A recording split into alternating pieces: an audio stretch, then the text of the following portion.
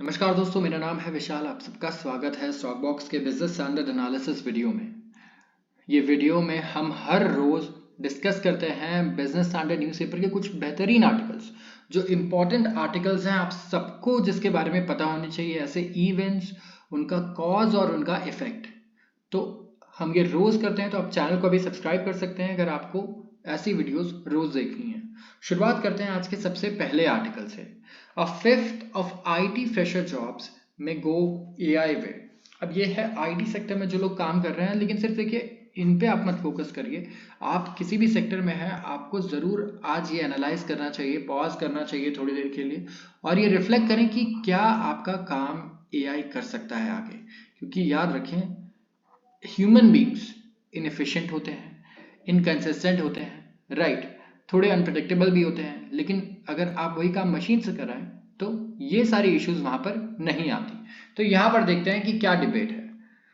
The debate surrounding whether artificial intelligence will replace jobs has been ongoing। ये debate चल रहा है आजकल कि एआई क्या जॉब्स रिप्लेस कर लेगा, लेकिन एक कंसेंसस आ गया है ह्यूमन रिसोर्स एक्सपर्ट्स का।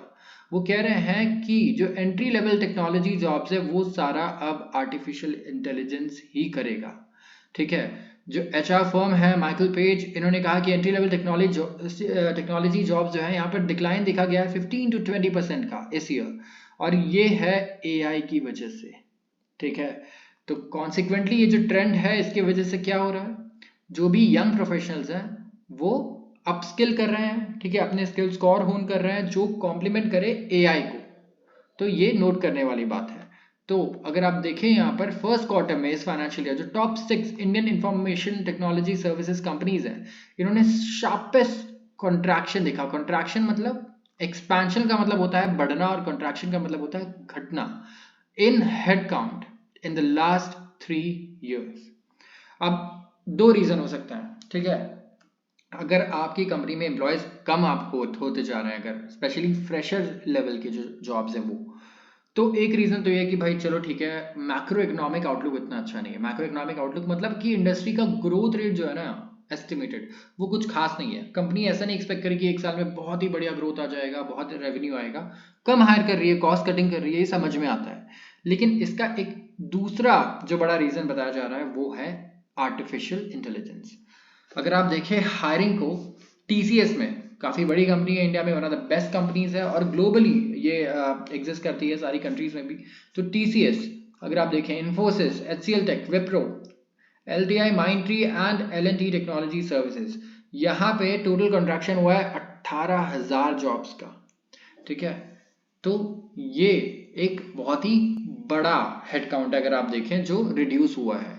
टीसीएस और एलटीटीएस ये सिर्फ एक्सेप्शन है जिन्होंने ऐड किए हैं 523 और 1160 के करीब एम्प्लॉयज फर्स्ट क्वार्टर में।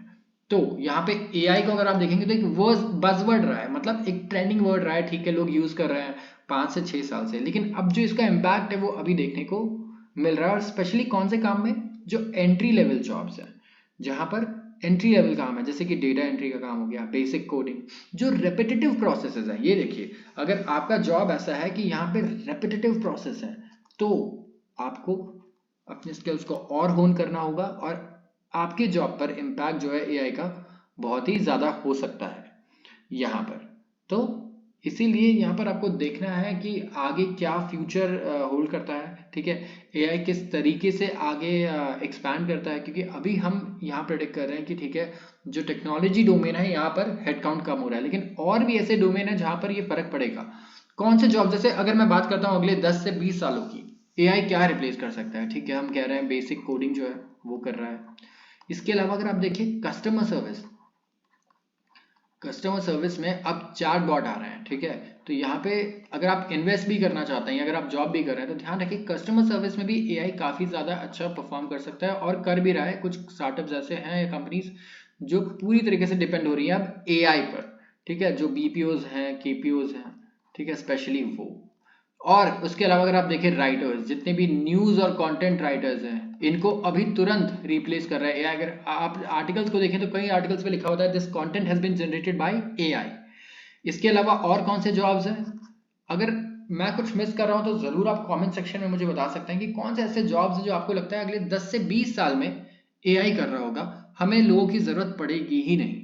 तो एक मैंने बताया आपको, जो हमने आर्टिकल में पढ़ा, जो बेसिक कोडिंग जॉब्स हैं या फिर डेटा एंट्री हो गया, इसके अलावा कस्टमर सर्विस जॉब्स, ठीक है, या बीपीओज केपीओज, इसके अलावा जो राइटर्स हैं, कंटेंट राइटर्स, ठीक है, न्यूज़ राइटर्स, इनकी जॉब हो गई, ये एआई रिप्लेस कर सकता है इन्हें। और भी ऐसे कई सेक्टर्स हो सकते हैं। तो ये आप मुझे बताएं कमेंट सेक्शन में, और आप बताएं कि आप किस तरीके से, क्या तरीका आप अपनाएंगे अपने स्किल्स को नेक्स्ट लेवल पे ले जाने का, ताकि एआई से आपको खतरा ना हो, बल्कि आप एआई को कॉम्प्लीमेंट कर पाए, ठीक है, उसके काम में, या एआई आपके काम में आपको कॉम्प्लीमेंट कर पाए।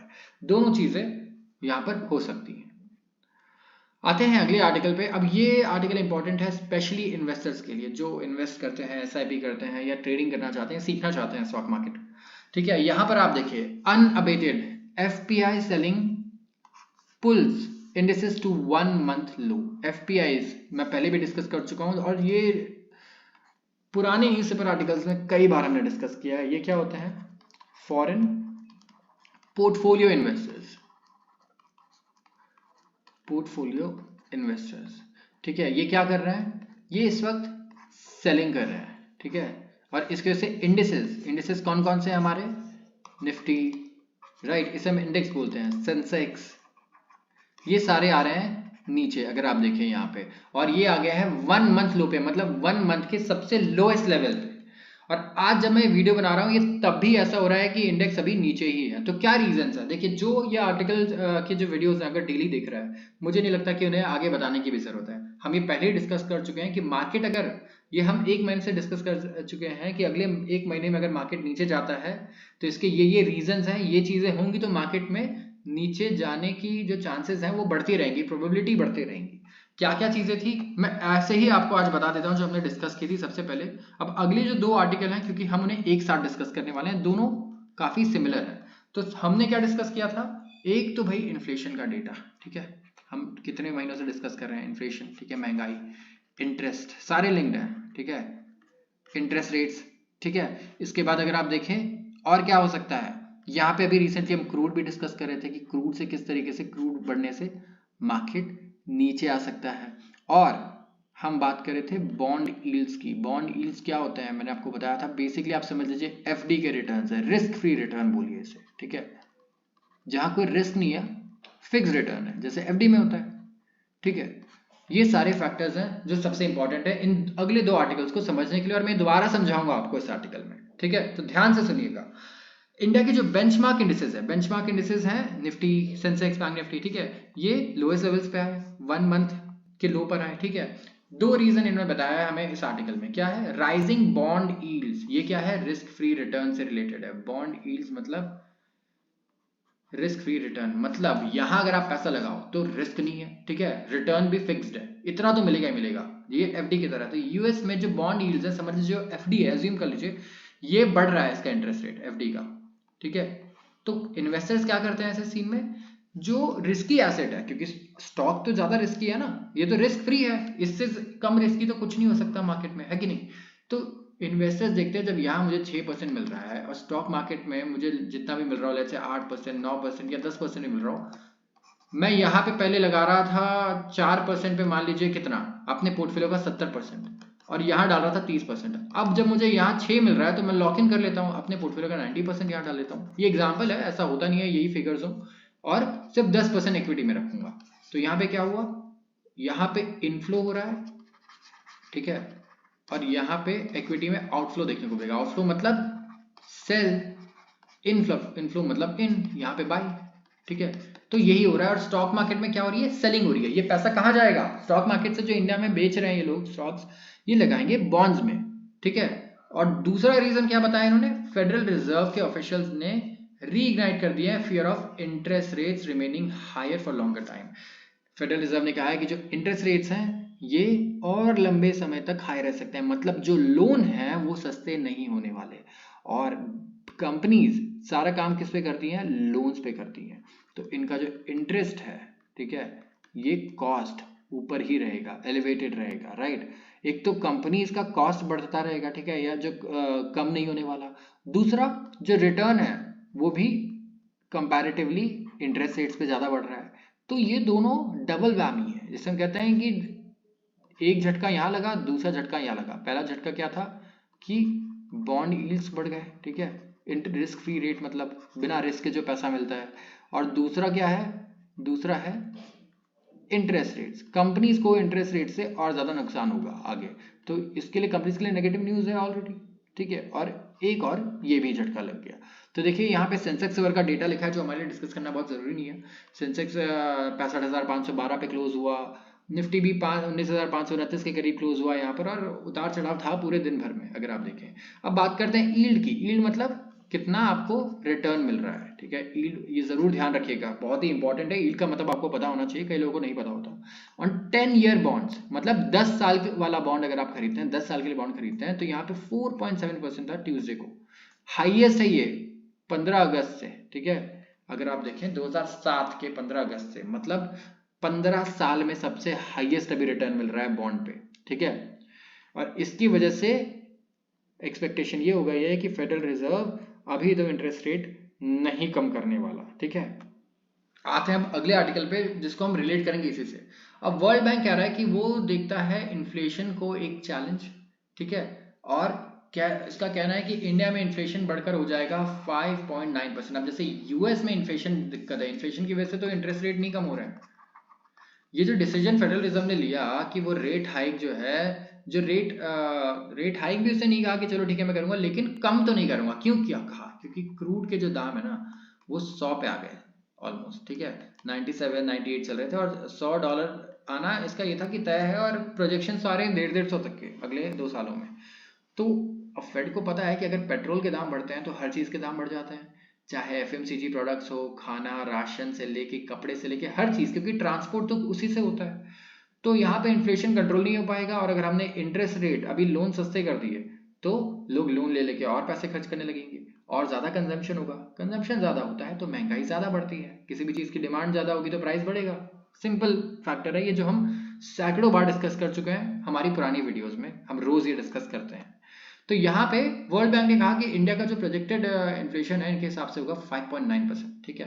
तो इंक्रीज कर दिया इन्होंने। पहले इनका जो फोरकास्ट था वो 5.2% का था, अब हो गया है 5.9%। मैं बिना पढ़े भी बता सकता हूँ कि सबसे पहला इसका जो जाता है श्रेय जाता है क्रूड ऑयल को, ठीक है। बहुत ही इंपॉर्टेंट चीज है क्रूड ऑयल। तो यहाँ पर सबसे पहले इन्होंने लिखा है एबनॉर्मल रेनफॉल। देखिए ये तो बहुत इंपॉर्टेंट है, वेदर, राइट। क्योंकि क्रॉप्स कैसे होंगे, बहुत सारी चीज़ों पे, कमोडिटीज़ के प्राइसेस क्या होंगे, सारे रेनफॉल पे डिपेंड करता है, ठीक है। तो इसकी वजह से फूड प्राइसेस बढ़े हमारे यहाँ, आप देख रहे होंगे सब्जियां कितनी महंगी थी, टमाटर कितने महंगे थे, ठीक है। तो ऑलरेडी वो थोड़ा नीचे तो आया, ऐसा नहीं है कि हमने कंट्रोल नहीं किया। इस वक्त वेजिटेबल्स के दाम इतने महंगे नहीं है जैसे पहले थे अगस्त में। यहाँ पर अगर आप देखें तो ऑयल प्राइसेस जो है ये मॉडरेट हुआ है, इनका कहना है पीक से 2022 में था। इसकी वजह से इन्फ्लेशन जो है ये स्टेबलाइज हो सकता है, लेकिन इनका क्या कहना है कि ये एलिवेटेड ही रहेगा। एलिवेटेड मतलब ऊपर बढ़ा हुआ ही रहेगा प्री पैंडेमिक लेवल से। तो यहाँ पर इंटरेस्ट रेट जो है, ठीक है, ये घटने के चांसेस तो इंडिया में भी बहुत कम हो चुके हैं, thanks to OPEC, thanks to Saudi Arabia and Russia. यहाँ पर कहूँगा क्योंकि वो प्रोडक्शन जो है ऑयल का कट किए करते जा रहे हैं, कट किए करते जा रहे हैं। और इससे क्या होता है, अगर आप ऑयल की सप्लाई को ही कट करते रहोगे, घटाते रहोगे, और डिमांड वैसे भी नहीं बहुत ज़्यादा है दुनिया में, क्योंकि चाइना ऑलरेडी ज़्यादा नहीं ग्रो कर रहा जो कि बहुत ही बड़ा कंज्यूमर है, तो क्या होगा, प्राइस स्टेबल रहेगा, डिमांड नहीं बढ़ रही, सप्लाई आप कट करते जा रहे हो। आप उनका रीज़न ये है कि चाइना ग्रो नहीं कर रहा तो हम कर रहे हैं, क्योंकि ज़्यादा हमें एक्सपेक्टेड ही नहीं है डिमांड की होगा। बट अब यहाँ क्या हो रहा है, चाइना ग्रो नहीं कर रहा है, यूएस और इंडिया ग्रो कर रहे हैं। अब ये भी एक एनॉमली है, ऐसा यूजुअली होता नहीं, ठीक है, कि यूएस ग्रो कर रहा है और चाइना ग्रो नहीं कर रहा। अब ये एनॉमली हुआ, लेकिन उससे ये नज़रअंदाज कर रहे हैं जो ओपेक है, ठीक है, ओपेक कंट्रीज हैं। तो इसी वजह से क्या हो रहा है, ऑयल की डिमांड तो अच्छी खासी है अभी भी, बट सप्लाई इतना कट कर दिया जा रहा है जिसकी वजह से प्राइस आर्टिफिशियली पंप हो रहे हैं। तो यहाँ पे ऑयल के जो प्राइस हैं, ये आप कह सकते हैं कि इसकी सप्लाई को जानबूझ के कम किया जा रहा है, ठीक है, इंटरनेशनल मार्केट में। और सप्लाई कम करने से इसका प्राइस जो है ये बढ़ते जा रहा है, क्योंकि ना चाइना में बहुत अच्छा ग्रोथ है ना कुछ। इनका ये कहना है हमारा तो आउटलुक ही अच्छा नहीं है इकोनॉमी को लेके, उनका ये कहना है, तो हम सप्लाई को कट करेंगे क्योंकि उनके हिसाब से कंजम्पशन आगे होना ही नहीं है इतना। तो ये एक बहुत बड़ा रीजन है। तो दो चीजों पे ध्यान रखना है हमें, किस चीज पे फोकस रखना है, एक तो हो गया वेदर, वेदर बहुत इंपॉर्टेंट होता है, ठीक है, हमारे लिए। और दूसरा अभी क्या चल रहा है, अभी फिलहाल चल रहा है क्रूड ऑयल, क्योंकि क्रूड ऑयल ऐसी चीज़ है जिसकी वजह से अभी पूरी दुनिया में इंटरेस्ट रेट के जो डिसीजन है वो चेंज हो जा रहे हैं। जहां लग रहा था कि ये नीचे आना है, अब लोगों को लग रहा है कि ये ऊपर जा सकता है। तो ये एक रीजन रहा है बड़ा, जिसकी वजह से इंडियन मार्केट में भी करेक्शन आई है और यूएस मार्केट में तो आई है। तो एक छोटा सा समअप कर देते हैं हम यहाँ पे कि मार्केट में, ठीक है, ये ड्रॉप का रीजन क्या है नीचे जाने का। सबसे पहला हमें क्या लगता है, interest rates, right. Interest rates जो है, इंटरेस्ट कॉस्ट बोलूंगा मैं, ठीक है, कंपनीज के लिए ये बढ़ा ही रहेगा, एलिवेटेड ही रहेगा, नीचे नहीं आएगा। दूसरा क्या है, जो रिस्क फ्री रिटर्न है, बिना रिस्क लिए अगर आपको मैं 6% दे रहा हूं, तो आप अगर ये बढ़ रहा है तो आप पैसा यहां पे लगाओगे और स्टॉक मार्केट में क्या करोगे, पैसे को से निकालोगे। तो स्टॉक मार्केट को मना करोगे क्योंकि मुझे यहां मिल रहा है ना 7%, मैं ये लूंगा। तीसरा क्या है, हमने अभी डिस्कस किया क्रूड, ठीक है, जो क्रूड ऑयल है इसके प्राइसेस बढ़ते जा रहे हैं, इंपॉर्टेंट लेवल पे है, $100 के आसपास चल रहे हैं। तो ये एक कंसर्न बहुत बड़ा है और इसी की वजह से ये भी रिलेटेड, देखिए ये इशू यहाँ पे क्रिएट हो रहा है इसकी वजह से। तो एक फैक्टर मेन क्या है, ये इंटरेस्ट कॉस्ट और दूसरा है क्रूड ऑयल। तो आज के लिए बस इतना ही। अगर आपको वीडियो पसंद आई हो तो ज़रूर इसे लाइक कर लें अभी, और सब्सक्राइब करना बिल्कुल मत भूलें चैनल को। अगर आपको वीडियो पसंद आती है तो आप रेगुलरली देखें, तो आप अपडेटेड रहेंगे जो भी चीज़ें हो रही हैं आपके आसपास। और ये ऐसी चीज़ें हैं जो आपको पता होनी चाहिए अगर आप एक एडल्ट हैं, ठीक है। अगर आप लेट्स से पैसे कमा रहे हैं, आप टैक्स पे करेंगे आगे जाकर, आपको इन्वेस्टमेंट्स करने होंगे, तो ये चीज़ें मालूम होना बेसिक नेसेसिटी है। तो बहुत बहुत शुक्रिया आप सबका इस वीडियो को पूरा देखने का।